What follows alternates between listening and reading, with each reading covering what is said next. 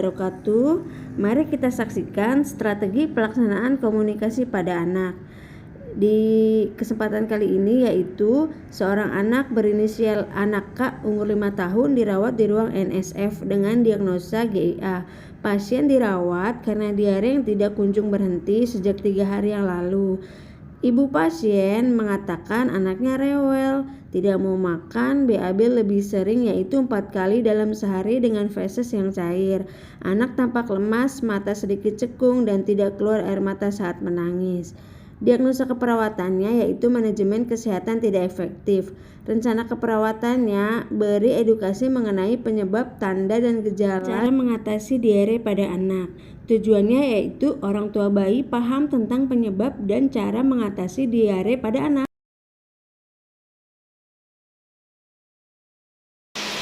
Selamat pagi Bu, selamat pagi cantik. Selamat pagi suster.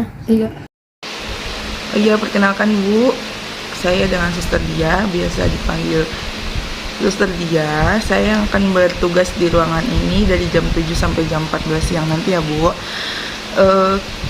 Saya boleh minta tolong sebutkan nama Dedek dan tanggal lahirnya Bu? Ini adanya nama Komaria, tanggal lahirnya 17 Mei 2017. Saya ibunya Fransina, ini suami saya, dan ini kakaknya. Baik, sudah saya cek benar ya Bu ya. Ini dengan Dedek, namanya sesuai ya Bu, dan tanggal lahirnya sesuai. Baik suster. Oh iya, kalau Dedek gimana kabarnya hari ini? Baik suster. Apa masih terasa sakit perutnya? Sekarang udah enggak lagi suster. Wah, sudah tidak terasa sakit ya. Baiklah kalau begitu. Wah, Dede cantik nih seperti ibunya ya. Suster bisa aja memujinya. Oh iya Bu, kalau boleh saya tahu umur ibu, bapak, dan kakaknya kisaran berapa nih? Umur saya 24 tahun suster. Kalau saya umur 26 tahun suster. Umur saya 17 tahun, suster. Oh, kakaknya 17 tahun, berarti sekitar SMA ya sekolahnya? Iya suster, lagi libur dulu buat bantu jagain Dede. Baiklah Bu, saya mau memvalidasi ke Ibu. Kalau menurut Ibu gimana keadaan dedeknya nih hari ini? Alhamdulillah anaknya masih diarenya sudah berkurang suster, tapi masih agak cair. Minumnya masih mau, tapi diarenya belum hilang-hilang. Saya takut dedeknya kenapa-kenapa suster. Iya suster, padahal semua obat yang udah dikasih itu diminum suster. Tapi kok diarenya masih ada ya? Oh begitu Bu. Dedeknya dikasih makanan atau jajanan dari luar nggak kakak? Enggak kok, suster. Dede hanya makan makanan dari rumah sakit saja. Baiklah kalau begitu Bu. Kak, jadi kami akan berusaha memberikan yang terbaik demi kesembuhan Dedek ya. Nah, jadi gini Bu, rencananya saya di sini akan memberikan penjelasan atau edukasi seputar diare, apa itu diare, tanda gejalanya diare, terus sampai ke cara pencegahannya nih, supaya nanti kejadian ini tidak berulang kepada Dedek atau anggota keluarga yang lain. Baik, suster. Baik suster. Baik suster. Bagaimana Bu bisa dilakukan edukasinya? Nah, nanti sekitar kurang lebih memakan waktu 20 menit Bu. Nanti kita adakan penjelasan atau edukasinya di sini aja supaya dedenya juga nyaman. Baik, suster. Selama 3 hari anak saya diare, tidak ada tampak lendir dan darah suster. Oh begitu. Tapi Dede ini punya kebiasaan jajan sembarangan atau jajan di luar nggak? Biasanya saya tidak mengizinkan untuk makanan jajan di luar, suster. Selalu saya berikan makanan yang saya masak sendiri. Oh iya, untuk bentuk makanan yang biasa ibu berikan, kira-kira yang seperti apa? Biasanya saya berikan nasi, jus buah, sayur, daging, ayam, itu semua masakan yang saya masak sendiri, suster. Wah, sudah bagus sekali sih Bu. Sebenarnya ya, ibu memasak sendiri ya untuk makanan yang diberikan kepada dedenya ya. Kalau makanan yang dikonsumsi anak saya sudah baik, kenapa ya anak saya masih kena diare ya suster ya? Padahal saya sangat menjaga loh kebersihan makannya, terus cara membersihkan alat-alat makannya, terus mengelola makannya juga saya sudah sangat baik, menjaga sekali loh suster. Wah, pertanyaan ibu sudah sangat bagus ya. Jadi kenapa sih bisa terjadi diare padahal kita sudah merasa sudah memberikan makanan yang bersih dan lain-lain. Jadi diare itu penyebabnya banyak Bu sebenarnya. Pertama mungkin karena pencernaan anak terlalu sensitif saat diberikan makanan. Terus juga ada penyebab diare lain itu seperti adanya bakteri atau virus atau bahkan parasit yang masuk dari saluran pencernaan awal yaitu mulut Bu, tanpa sengaja. Terus bisa juga diare itu disebabkan karena adanya konsumsi susu yang tidak diolah dengan tepat, serta bisa juga adanya konsumsi obat-obatan tertentu yang menyebabkan diare. Jadi begitu Bu. Oh begitu suster, saya pikir karena makanan yang salah bisa menyebabkan diare. Lalu bagaimana suster kita mengetahui bahwa anak kita diare? Ya, jadi begitu Bu. Kalau untuk tanda gejalanya sendiri, diare itu bisa dikatakan diare itu saat anak akan lebih sering untuk buang air besar dalam jumlah yang lebih banyak. Maksudnya lebih sering dan lebih banyak. Terus juga biasanya itu bentuknya cair ya Bu ya. Terus anaknya juga tampak lemas. Terus diare ini dapat menyebabkan sampai kekurangan cairan Bu. Gitu, sampai parahnya sampai dehidrasi gitu Bu.